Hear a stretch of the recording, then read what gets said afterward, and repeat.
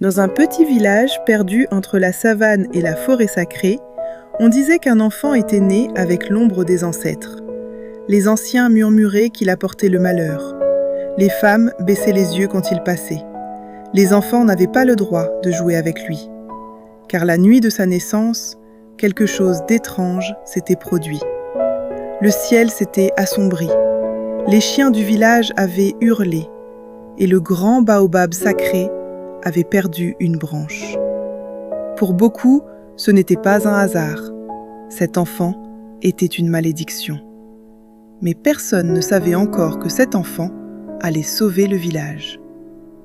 Le village de Kouloba vivait au rythme des saisons. Au lever du soleil, les femmes pilaient le mil dans de grands mortiers. Les hommes partaient vers les champs de sorgho et d'arachides. Les enfants couraient pieds nus dans la poussière rouge. Au centre du village se dressait un immense baobab sacré. Les anciens disaient que les esprits des ancêtres vivaient dans ses racines. Personne n'osait y couper une branche. Sous cet arbre, le vieux sage Bamba racontait les histoires du village. Mais depuis plusieurs années, un malaise planait sur Kouloba, car un enfant vivait en marge du village. Il s'appelait Kito. Il vivait avec sa mère dans une petite case au bord de la forêt. Sa mère, Ayo, était une femme douce et courageuse. Mais depuis la naissance de son fils, le village la regardait différemment. Tout avait commencé la nuit où Kito était venu au monde. Un violent vent avait traversé le village. Les lampes s'étaient éteintes. Et au même moment, une branche du baobab sacré était tombée. Pour les anciens, c'était un signe.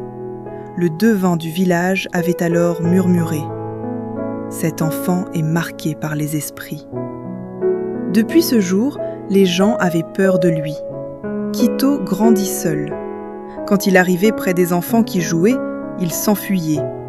Quand il passait au marché, les femmes chuchotaient. Certaines disaient même « Ne le regarde pas dans les yeux ». Mais malgré tout, sa mère l'aimait plus que tout. Chaque soir, elle lui racontait les histoires des ancêtres. Elle lui disait toujours « Un jour, mon fils, le village comprendra qui tu es vraiment ». Mais Kito ne comprenait pas. Pourquoi tout le monde avait-il peur de lui ? En grandissant, Kito remarqua quelque chose d'étrange. Parfois, il entendait des murmures dans le vent. Parfois, il rêvait du baobab sacré. Dans ses rêves, une vieille voix lui disait « Tu dois protéger la terre des ancêtres ». Mais il n'osait en parler à personne. Un été, la pluie ne vint pas. Les champs commencèrent à mourir. Les rivières devinrent des filets d'eau. Les animaux disparurent dans la brousse. Le village de Kouloba commença à manquer de nourriture. Les anciens se réunirent sous le baobab. Le devin parla d'une voix grave. Les esprits sont en colère. Pour apaiser les ancêtres, il fallait trouver la cause du malheur. Et très vite, les regards se tournèrent vers un seul garçon, Kito. Une nuit, les anciens se rendirent à la case d'Ayo. Le chef du village parla lentement. Kito doit quitter le village. Ayo tomba à genoux. Mon fils n'a rien fait. Mais personne ne voulut l'écouter. Pour eux, la malédiction venait de lui.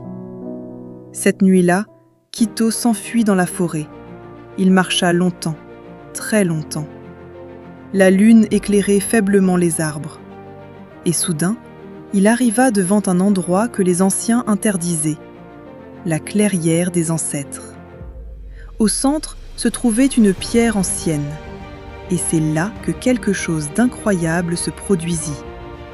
Le vent se leva. Les feuilles du baobab tremblèrent. Puis, une voix profonde résonna. « Enfant de Kouloba, nous t'avons choisi. » Kito tremblait. La voix continua. « Le village a oublié les traditions. La terre est blessée. Et toi seul peux réparer ce lien. » Les esprits lui montrèrent alors une source cachée sous la forêt, une source ancienne, oubliée depuis des générations. Le retour au village.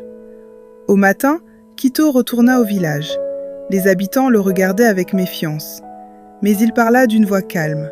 « Je connais une source d'eau. » Les anciens rirent, mais la sécheresse était trop grave.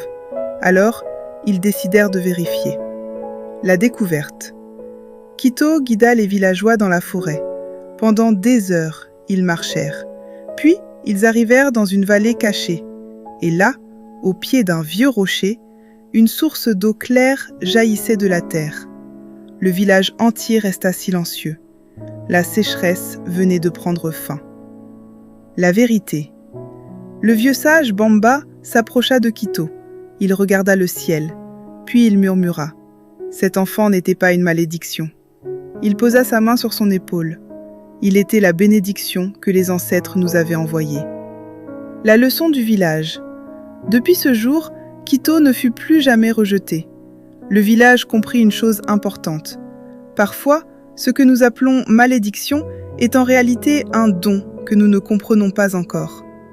Morale de l'histoire. Les anciens dirent aux enfants du village « Ne jugez jamais quelqu'un parce qu'il est différent. Les esprits peuvent cacher de grandes bénédictions dans ceux que le monde rejette. » Et sous le baobab de Kouloba, on raconte encore aujourd'hui l'histoire de l'enfant que le village avait maudit, mais qu'il avait sauvé.